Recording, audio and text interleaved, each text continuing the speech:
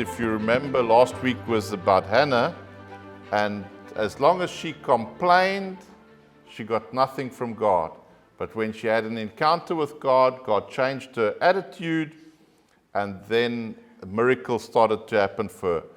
So basically, we need to have the right attitude to see the hand of God move on our behalf.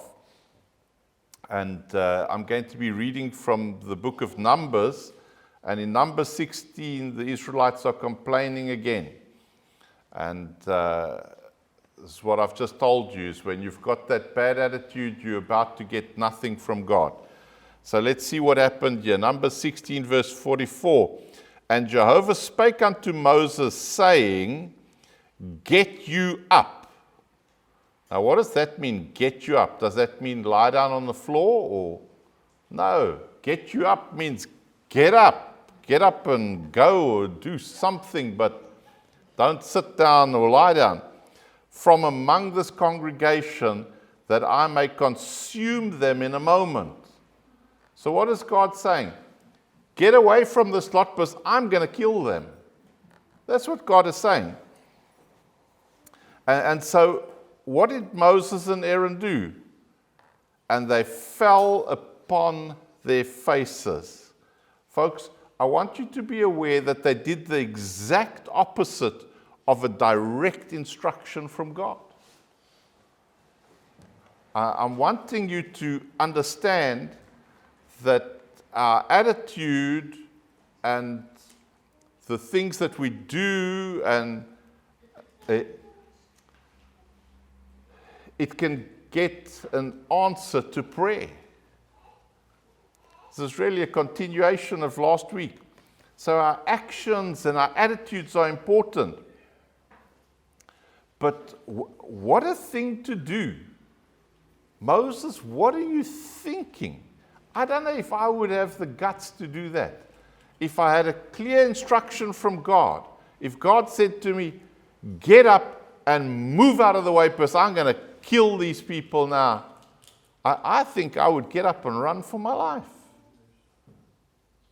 But Moses does the exact opposite of what God tells him. He gets down on his face and he calls on God for mercy for these people. And we continue in verse 46. And Moses said unto Aaron, take a censer. Now, a censer, we don't really use a censer in this church much, but if you go to the more traditional churches, you see they make some smoke. It's what us Pentecostals call braaivleis in die kerk, and they sway that thing and it makes a little bit of smoke. Now, that is symbolic, really, of prayer, okay? And put fire therein from off the altar, and put on incense, and go quickly unto the congregation, and make an atonement for them, for there is wrath gone out from the Lord. The plague is begun. And Aaron took as Moses spake, and ran into the midst of the assembly, and behold, the plague was begun among the people. And he put on the incense and made atonement for the people. I want you to just be so aware of that word atonement, because Jesus was our atonement. And he stood between the dead and the living, and the plague was stayed. Now they that died by the plague were 14,700, and besides them that died about the matter of Korah. Okay, that's interesting. It says some other people also died and had to do with the matter of Korah. So when it says something like that, my inquisitive mind, so what's the matter of Korah? I want to know.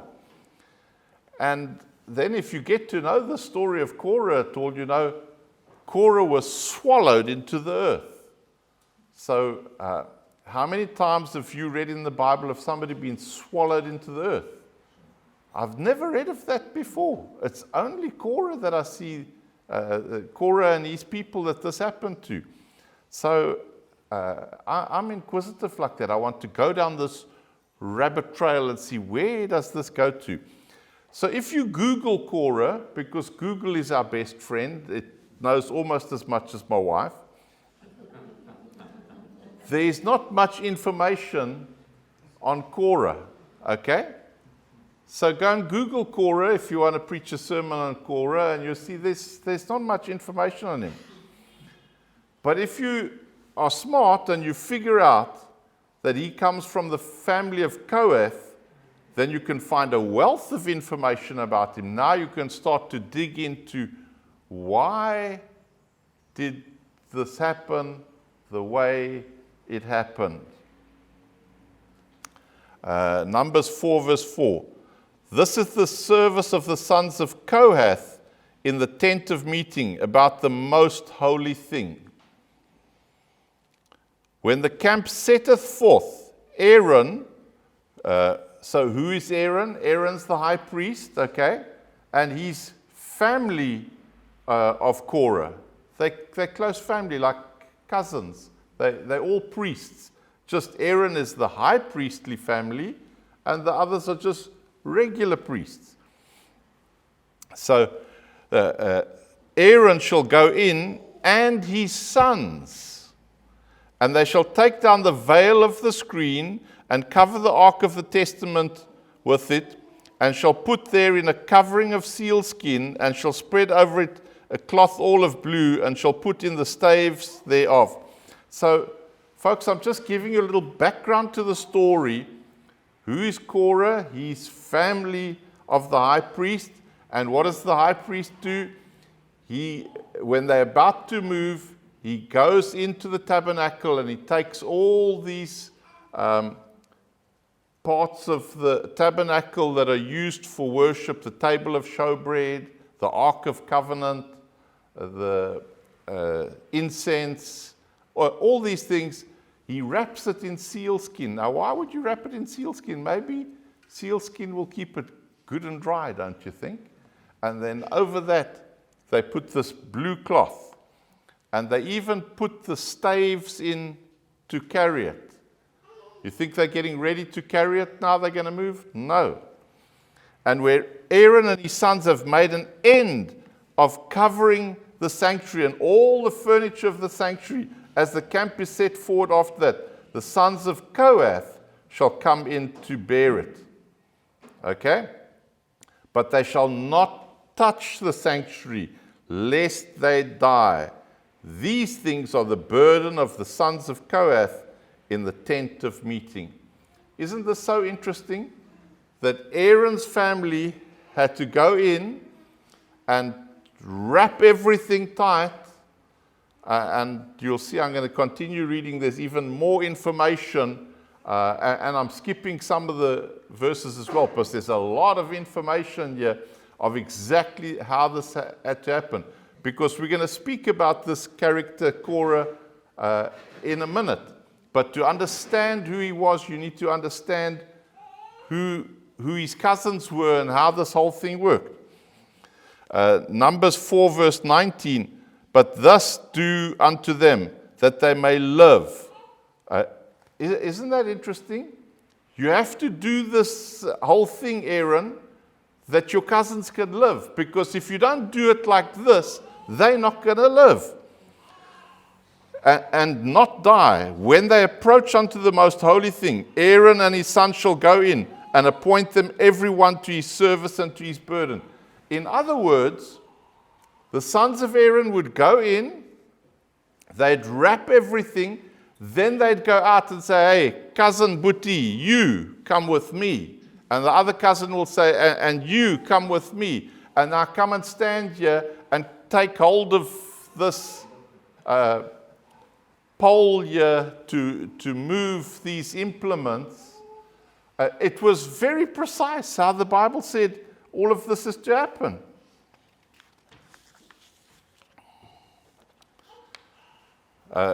Numbers 4 verse 20, but they shall not go in to see when the holy things are covered, lest they die. They may not even watch you cover the stuff. They may not peep in the door and see you cover it, because they'll probably die. So Aaron, you and your sons and eventually your grandsons and their sons, you come in, you cover the stuff, and then you take them one at a time, man for man, and appoint him a position to carry.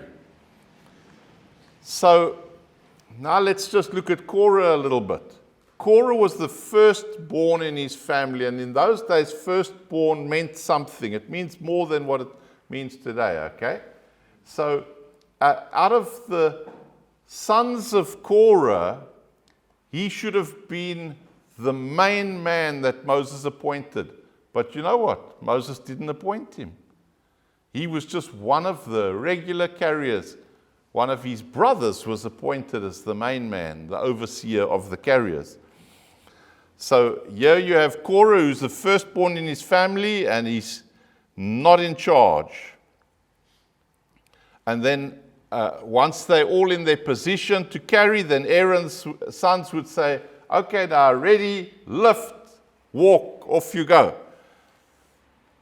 And so Korah says, what made you so holy to Moses? We're all holy, aren't we? We're all sons of God, aren't we? You know, many people have actually told me, Pastor, you know, we're all the same. We're all the same. And you know, I'm humble enough to accept that I agree we are all the same. But you know what they're effectively telling me? Pastor, don't think too much of yourself, because I'm the same as you. They're actually disrespecting me when they say that. And it doesn't worry me because I know who I am in Christ, but it worries me for them when they have that attitude, that we're all the same. So let me teach you a Hebrew word today. If you look it up in the dictionary, it's H1104, and in Hebrew it's Bawlah, B-A-W-L-A-H, Bawlah.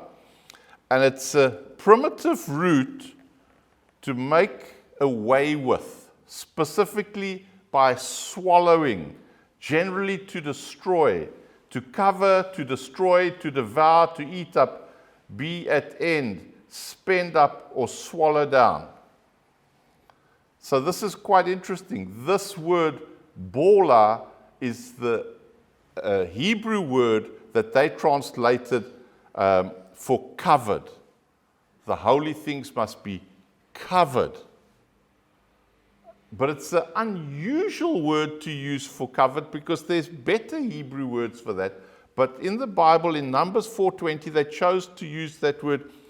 These items of worship to God that comes out of the tabernacle, they must be Bawlah. They must be covered, okay? And you heard what I read about that. Specifically by swallowing. In other words, all those items were swallowed up in cloth and they were protected, okay? So Korah was jealous of Aaron. They're family. Why can Aaron and his kids, his little children that call me uncle, they can go in there and they can touch the stuff and they can see it. But me, I can only get to carry it. I want to tell you, if he just had a thought for a moment, what a privilege. Millions of other Jewish people walking through the desert never had the privilege to carry those holy items. What a privilege to carry them. But he didn't see that. What he saw is, I'm not allowed to touch it when it's uncovered. I'm not allowed to even look upon it. And this, folks, this was God's plan. This is not Moses' plan. It was instructed like this by God. So we need to understand that God can put some things in place. So Korah wanted to touch and see the holy items because they were covered. And so what happened to him? He was covered, but not with cloth. He was covered in soil. It's the only time that I know of. Tell me after the service if you know of another place where people were swallowed into the earth like that for going against God. He was covered, swallowed, just like he was not supposed to see the stuff. And he said, I'm the same as you. You holy, so I'm also holy. So I want to bring incense, and I want to go in there, and I want to let my incense go up before God. Somebody about now should be saying, but Pastor, this is Old Testament. What's the relevance of this today? Because there's no more tabernacle. There's no more priest. We're all kings and priests unto our God, aren't we? Let me tell you, human nature in those days is the same as human nature. Do you think you still get jealousy in the church today? Last week I spoke about Hannah. One of Hannah's things was she was jealous of her husband's other wife. She was jealous of the children and that she never had children. Human nature is unchanged. We still have jealousies in the church today. Pastor's got to be so careful not to prefer one above another, otherwise somebody's nose is going to be bent out of shape.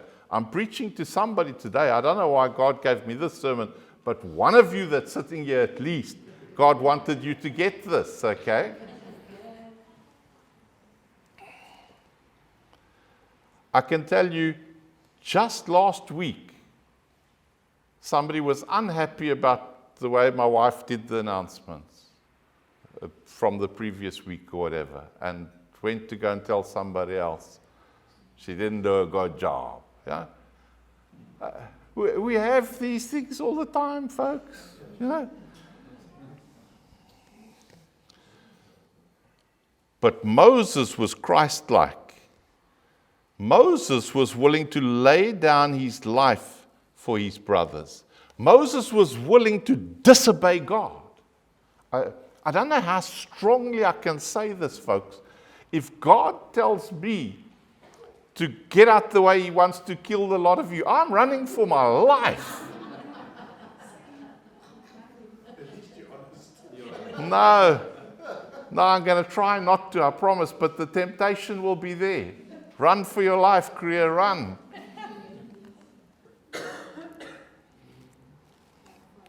Moses interceded on behalf of them. He even stood up to God on behalf of the Israelites.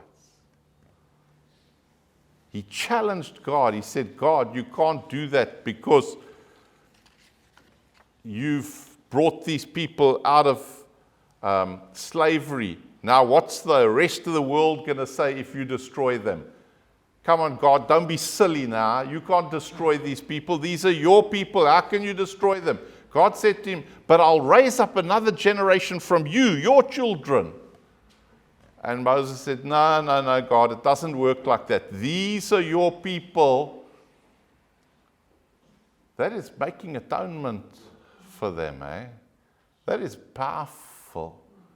That was a type of Christ. Because our human nature is not like that. Let's just be honest. Our human nature is to look after me. I'm wanting to teach you how to get answers to your prayer. That's what I'm busy with right here. It has everything to do with attitude. So, well, God's not coming through for me. He's coming through for everybody else but me. Well, maybe you need an attitude change. Maybe you need to get bold and stand up to God and even disobey God if it will help some others. But you see, our heart is so, Lord, me, and it doesn't move the heart of God.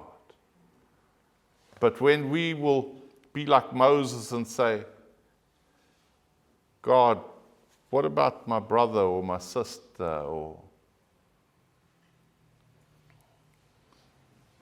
then, when we're not looking after me first, now you're getting into Miracle Alley. Something is about to happen. You see, we all have a certain amount of pride and the flesh in us that God needs to deal with. And He will deal with it because He loves you. He loves me. He won't leave us as we are. The cry of my heart is, Lord, let me be holy like you are holy.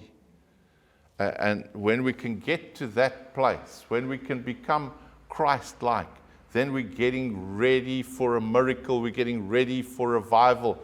But it's always, how can God bless me? How can God use me?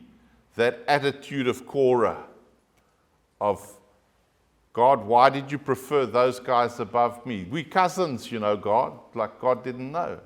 Of course, God knew exactly who he was. And God blessed him with the privilege of carrying that stuff. But it wasn't enough for him. I think it was about 250 of them that the earth just swallowed them. So why did God not send fire?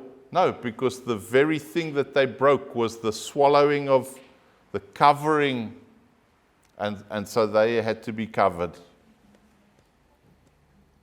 If you want God to come through for you, check your attitude. I need to check my attitude when we're praying and we see nothing is happening. Check our attitudes.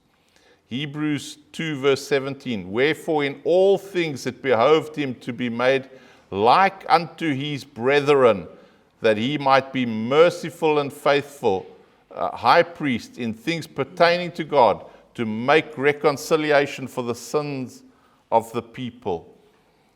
This is speaking about Christ. And don't we want to be Christ-like? Shouldn't we be becoming more like Christ? Then this is what Christ was like, folks. He was willing to be the atonement sacrifice for you and for I. But then if we become Christ-like, are we then not also supposed to lay down our lives for our brothers and sisters?